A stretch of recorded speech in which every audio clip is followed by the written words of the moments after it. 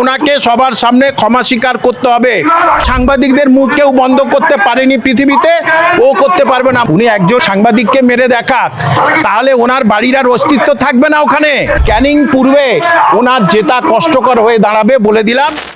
ক্যানিং পূর্বের বিধায়ক শওকত মোল্লা রীতিমতো হুঁশিয়ারি দিয়েছেন ডিজিটাল মিডিয়ার সাংবাদিকদের যেখানে দেখতে মারতে, তার বিরুদ্ধে কোনো খবর করলেই তাকে মারধর করতে। ওর নীতি এবং নেচার তো ওটাই। ও তো আগে নদীতে মিন ধরতো, মিন তার আবার লেখাপড়া কি আছে? সে শিক্ষিত, তার পায়ের তো যোগ্য নয়। ইউটিউবারের ভাষাও বুঝতে পারে না, ইংরাজির বোঝে না, যে মিন বিক্রি করতো নদীতে। তারপরে সিপিএম এর হারমাত ছিল, তারপর থেকে এখন তৃণমূলের হারমাত হয়ে গেছে। এবং ভাঙড়ে গেলেই মানুষ হচ্ছে ক্ষিপ্ত হয়ে আছে। দুবার ওকে তাড়া করেছিল, ভাঙড় থেকে তাড়া করেছিল, এবং বুঝে গেল যে ওর তৃণমূলের নেতা একজন আরেকজনকে দিয়ে হত্যা করাচ্ছে। সেটা কিন্তু বুঝে গেছে। তৃণমূলের লোক যে হত্যা করিয়েছে শওকত মোল্লার নির্দেশে, সেটা পরিষ্কার হয়ে গেছে। এবং এইবারে ক্যানিং পূর্বে ওনার জেতা কষ্টকর হয়ে দাঁড়াবে বলে দিলাম। এবং ওনাকে সবার সামনে ক্ষমা স্বীকার করতে হবে। যে ইউটিউবের বানানটা বলতে পারবে শওকত মোল্লা, ইউটিউব বানানটা বলতে পারবেন? আমি চ্যালেঞ্জ করলাম, আপনি ইউটিউব বানানটা বলুন। যে আবার বলছি, নদীতে মিন ধরে বেড়াতো, ফুটো মস্তান ছিল সিপিএম এর সময়। এই মুখ্যমন্ত্রী কেন যে ওকে নিয়েছে আমি জানি না। এবং বহু ছেলে, আমি বলবো জানাশোনা বহু ছেলে মেয়েদের তাদের হুমকি দিচ্ছে ভোট দিতে হবে। এবং চলে কি করে, ওর চলে কি করে এটা বলতে পারবেন? মিন ধরে যে চলতো, তার এখন সংসার চলে কি করে, অত ভালো কি করে? এবং ওর পিছনে এত লম্বা চওড়া গুন্ডা মস্তান কেন? সুতরাং ইউটিউবারদের যা বলেছে তার বিরুদ্ধে ইউটিউবারদের খুব অ্যাকশন নেওয়া উচিত। এই ডিজিটাল মিডিয়ার সাংবাদিকদের মুখ বন্ধ করার চেষ্টা চলছে নাকি এরকম ভাবে? ও কে আছে ও মুখ বন্ধ করবে?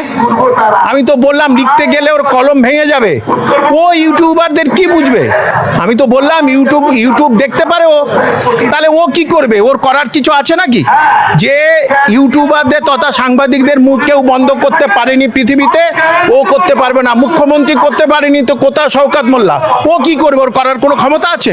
কোনো ক্ষমতা নেই। মুখ্যমন্ত্রী দলের লোক এভাবে মন্তব্য করলো, মুখ্যমন্ত্রী কোনো প্রতিক্রিয়া নেই কেন? না, সংখ্যালঘু ভোট কমে যাবে।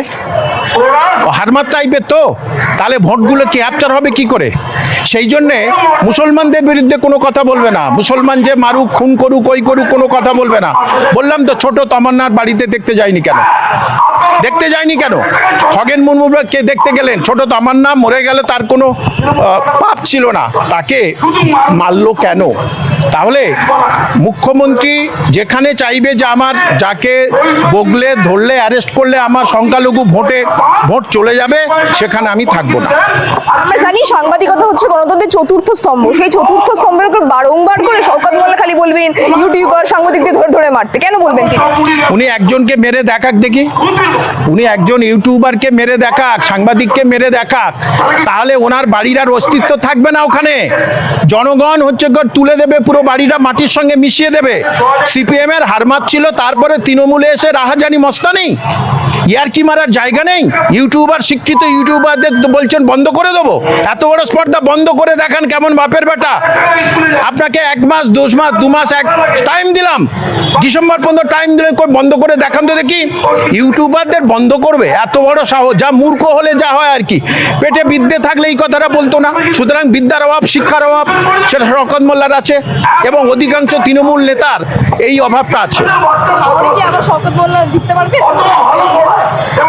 নওশাদ ভাই জিতছে, এবং নওশাদ ভাই 1 লাখের বেশি ভোটে জিতবে বলে দিলাম। ওই এলাকার যেসব স্টুডেন্ট আসছে তারা বলছে 1 লাখের বেশি ভোটে নওশাদ ভাই জিতবে। এবং ক্যানিং পূর্বতে যদি শওকত মোল্লা দাঁড়ায়, ও আবার হারবে। ও যেখানে দাঁড়াবে সেখানে হারবে।